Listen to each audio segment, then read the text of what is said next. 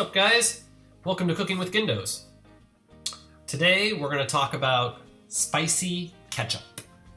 So let's go over our ingredients. You need a 28-ounce can of tomatoes, quarter cup apple cider vinegar, 4 tablespoons brown sugar, 1 onion chopped, 1 tablespoon minced garlic and shallot, a quarter cup of Gindo's original hot sauce, of course, 2 tablespoons of tomato paste, a quarter teaspoon ground allspice, and 1 teaspoon fresh minced ginger.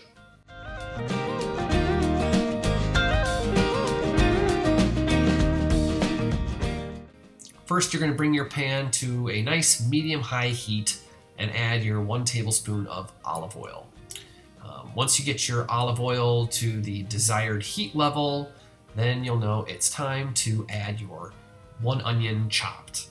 You're going to saute this onion until it is translucent, shiny, and then you'll add your minced garlic and shallots. Once you have your minced garlic and shallots in the pan, it'll be time to throw in the quarter teaspoon of ground allspice. Once the ground allspice is in there, it'll be time for you to throw in your 1 teaspoon of fresh minced ginger. Go ahead and mix all these flavors together. Let them saute for around 2 to 3 minutes. You might experience, especially if you're using an induction burner, some scorching in your pan. If that happens, go ahead and deglaze your pan. I'm using water here, but it's totally cool if you want to use beer or wine to deglaze. If you use wine, I'd suggest red wine. I kind of really wish I would have done that, actually, now that I'm thinking about it, but oh well. Next time. Once you've got your pan deglazed, it's now going to be time to add your 2 tablespoons of tomato paste. The tomato paste, once it gets in the pan, is going to be that nice bright red color. You're going to saute it with your onions, garlic for about 2 to 3 minutes, or once you see the color of the tomato paste turn from that bright red to almost a burnt orange color. Once you see that burnt orange color, you'll know that now it's time to add our juicy, delicious tomatoes.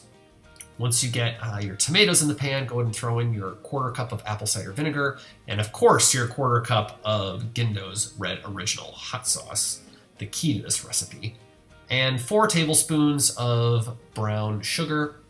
And finally, I like to throw in a dash of sea salt. I'm using Himalayan pink sea salt here. Kosher works totally fine, and Mediterranean sea salt works well. I just love the flavor of Himalayan pink. And then finally, another dash of pepper. I'm using a fine ground black pepper here. You could use a coarser grind if you'd like. For each of those, the salt and the pepper, it's about, I would say, a half teaspoon of each, maybe a quarter teaspoon of the pepper. Go ahead and mix these flavors together. Once you get them nice and mixed, you're going to want to wait until you see the sauce come to a slow rolling boil. Just a few pops in the sauce. You can see a few popping up right now. Once you see that, you know it's time to lower the heat to low and cover and simmer the sauce for about 15 to 20 minutes. Once the sauce is done simmering, it's time to open up the pot and give your sauce another stir. You'll see it's turned a nice shiny red color.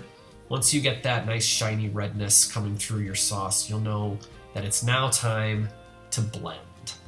I'm using an immersion blender here. It's a wonderful tool to use in the kitchen. If you don't have one, I highly recommend getting one. But if you don't have an immersion blender, it's totally fine. You can just use a regular blender or a food processor to blend your ketchup. Once you're done doing all of that, it's now time to jar. You'll get about 32 ounces of ketchup out of this recipe.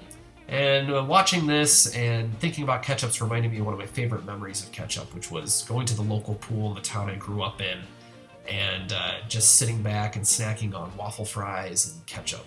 Just embodied everything that it meant for summer.